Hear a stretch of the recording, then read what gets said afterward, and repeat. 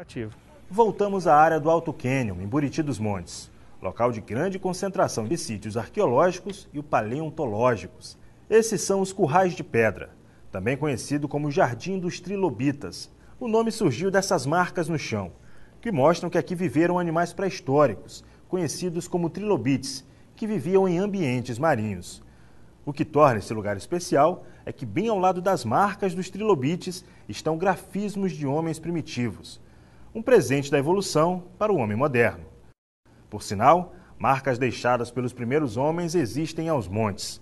Ao todo, são cerca de 60 quilômetros de gravuras pelo cânion, que deveria ser um corredor de passagem para os nômades daquele período. O Rubens trabalha há cerca de 20 anos com essas inscrições que existem aqui no cânion. Ele é especialista em conservação de arte rupestre. E como foi que você descobriu todas essas inscrições aqui, Rubens? Bem, nós começamos a fazer esse trabalho já há um bom tempo e resolvemos trabalhar a pesquisa envolvendo o cânion do Rio Poti, tanto no seu aspecto social, antropológico, cultural, e acabei descobrindo que era muito mais, era arqueológico, que nós tínhamos a maior fonte de informações aqui na região. Então, como o cânion do Rio Poti funcionou como um corredor migratório, os antigos povos que viviam nessa região gravaram na rocha a sua cultura, a sua história, né? E na medida com que nós nos aprofundamos aqui na região, na pesquisa e no estudo desse grande patrimônio mundial, a gente percebeu também que essas gravuras tinham uma importância vital, né, para o desenvolvimento das pesquisas arqueológicas no mundo. E ainda hoje nós estamos trabalhando, buscando descobrir e compreender cada vez mais a importância dessas gravuras para o passado e para o presente. Todos esses grafismos possuem várias representações, desde a associação a discos solares, passando por rituais tribais, até o ciclo de fertilidade da terra. O que a gente percebe lá é que possivelmente naquela região existiu uma grande população. Tá? Um grande número de pessoas, um grande número de possíveis homens pré-históricos, né? Porque o volume e a quantidade de grafismos que a gente encontra, de gravuras encontradas, muito grande. E os estilos bastante diferentes, o que mostra a diferença de pensamentos, a diferença de artistas, vamos dizer assim. Pelo traço utilizado, alguns são bem perfeitos, outros são mais imperfeitos, certo? Alguns têm uma profundidade praticamente constante, a outra tem profundidades diferenciadas. A forma de acabamento de cada gravura também tem uma relação muito importante. Então a gente mais ou menos acredita, né, que lá existiu uma população muito grande de vários artistas diferentes. As inscrições rupestres, elas têm uma feição de grafismos, ou antropomorfos e zoomorfos, que são figuras humanas e figuras de animais. A gente percebe então que essas gravuras possuíam para esses povos um valor muito grande. Provavelmente para a sinalização, para a marcação de território, para a determinação também de suas tribos para gerações futuras. É muito provável que essas gravuras elas serviam para tanto marcar tempo, né, e também indicar uma rota de passagem, que é o que a gente sugere para o cânion. Mas as raízes históricas do cânion do Rio Poti estão ameaçadas. As barragens que estão previstas para serem construídas tanto no Piauí quanto no Ceará podem acabar de vez com as mais de 5.000 inscrições que existem ali. E o lado de cima do rio, né, do lado que fica no Ceará, tem projetos para a construção de 5 barragens, mini barragens, o que vai causar uma diminuição no volume de água do lado do Piauí, né? Automaticamente a rocha ela vive como todo ser, né? Ela vive, logicamente que o tempo geológico é diferente do nosso tempo, mas ela vive e a vida dela foi sempre essa relação com a água. Se você diminui o volume de água, automaticamente você vai ter uma mudança na vida da rocha. Ela vai ter uma perda, né? Vai ter uma incidência maior de calor do sol, né?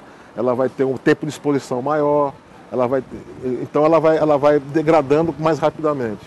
Então, o outro objetivo do nosso trabalho é exatamente promover uma proposta, né, para que a gente não que estanque a degradação da rocha, porque isso é natural dela, na vida dela, né, mas que a gente pelo menos aumente o tempo de vida dela na realidade. É um local que ainda não foi estudado com profundidade, é um local que não está cadastrado no Instituto, no IPHAN, Instituto do Patrimônio Histórico Artístico Nacional, o que pode causar um problema sério mais tarde, caso haja uma grande movimentação turística desordenada. Muitos desses sítios são visitados e algumas pessoas não têm educação patrimonial e riscam, colocam seus nomes, muitas vezes até de forma ignorante, achando que aquilo é algo benéfico.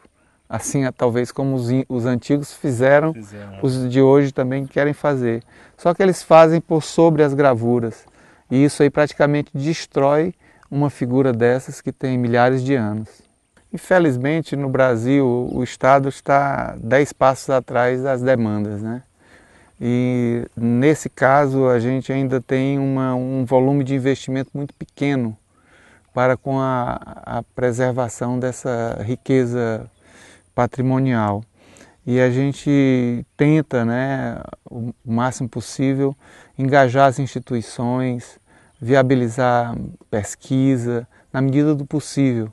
E quanto mais a gente conseguir mostrar a importância, valorizar isso aqui para o Estado, talvez a gente, num espaço de tempo menor, alcance um modelo de preservação e gestão sustentável para essa enorme extensão de patrimônio que nós temos aqui. A água desce com força, abrindo caminhos curiosos entre as pedras. Essa é a Cachoeira da Lembrada, uma vista deslumbrante criada pelo rio Poti, bem no meio do Alto Canyon. Ao todo, o Poti percorre mais de 450 quilômetros desde a sua nascente, em Quiterianópolis, no Ceará, até desaguar no rio Parnaíba, em Teresina, no Piauí. No meio desse percurso está a região do Canyon, que se ergue a partir dos municípios de Crateús, na Serra da Ibiapaba, até os municípios de Castelo do Piauí e Novo Santo Antônio, com uma extensão de mais de 180 quilômetros.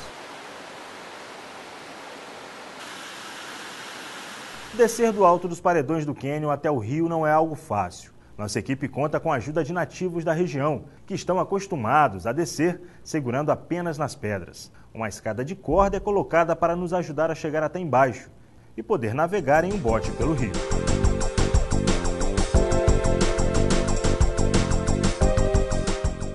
Um cânion é um tipo de vale bastante profundo, que pode se estender por centenas de quilômetros e atingir profundidades de até 5.000 metros. O mais famoso é o Grand Canyon, no sul dos Estados Unidos. Mas no Brasil também existem muitos, como o Cânion do Xingó, no Rio São Francisco, em Sergipe, e o Cânion do Itaimbezinho, no Rio Grande do Sul. A formação de um cânion se dá ao longo de milhões de anos, mas a impressão que se tem é que esses enormes cortes feitos na terra apareceram de uma hora para outra, por causa de algum terremoto capaz de abrir o chão e criar esses gigantescos precipícios. No Cânion do Poti, a água parece transbordar de todos os lados, criando as mais incríveis imagens entalhadas na terra. Um paraíso ainda escondido e de difícil acesso, que revela o primoroso trabalho do rio Poti, que guarda em si a história da formação do planeta, dos seres pré-históricos e dos primeiros homens do Brasil.